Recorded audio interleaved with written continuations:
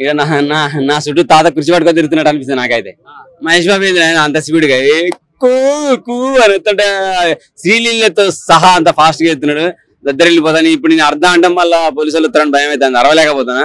ఇదేదో పొద్దున వచ్చినట్టు ఐఎంఎస్ కాడ రచ్చరచ్చ చేద్దాం మస్తు అనిపించేస్తాను. నాకు తెలిసి మరి తమన్ పట్టుకున్నాడా ఈ బీటు, శేఖర్ మాస్టర్ పట్టుకున్నాడా అర్థం కావట్లే. ఎందుకంటే ఈ డైలాగ్ బాగా పాపులర్ అయింది కదా, కూ కూ కూ కూ అనే బీజీ తమన్ అయితే గట్టిగా కొట్టి పడేసాడు. వామ్ము తమ్ముడు నీకు దండాలో నువ్వు ఉండాలి ఇండస్ట్రీలో. నువ్వు ఇటువంటి మాస్ డైలాగులు ఎట్లా దొరకబట్టుకుంటావు అంటే శేఖర్ మాస్టర్ ఇరికిచ్చి తీసుకొచ్చి అన్న ఈ డైలాగ్ ని వాడేసుకుందాం, మాస్ పాటలు వాడేసుకుందాం అని పెట్టిరా.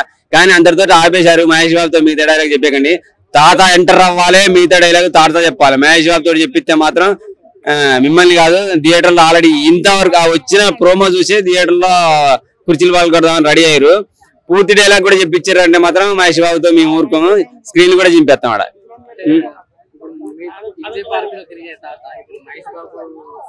మహేష్ బాబుతో ఇంద్ర పార్క్ లో తిరిగే కుర్చీ తాత మడత పెట్టి డాన్స్ చేసుకుంటారు. రేపు డైలాగ్ కొడతా ఫుల్ పాటలో ఇంకా ఏ రేంజ్ ఉంటుందో చూడు. ఆయన థియేటర్ లో ఆయన చూసిన తర్వాత ఆ పాటలో మరి ఇక్కడ సింహాసనం కుర్చీ కాదు రాజసింహాసనం ఏర్పాటైతే తాత కోసం.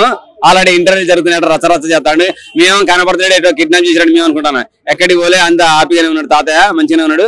సో కుర్చీ పాటతో తాతయ్య గుంటూరు సాంగ్ లో మంట. అసలు గుంటూరు కారం పక్క, మహేష్ బాబు పక్క, ఆయన నోట్లో బీడి 3D లో కనపడుతుంది అదొక డైలాగ్ పక్క. ఈ తాతగారు అలా కనపడితే కోయిలలో మరి ఇంకా ఏం కూస్తే థియేటర్ లో కూస్తాడు.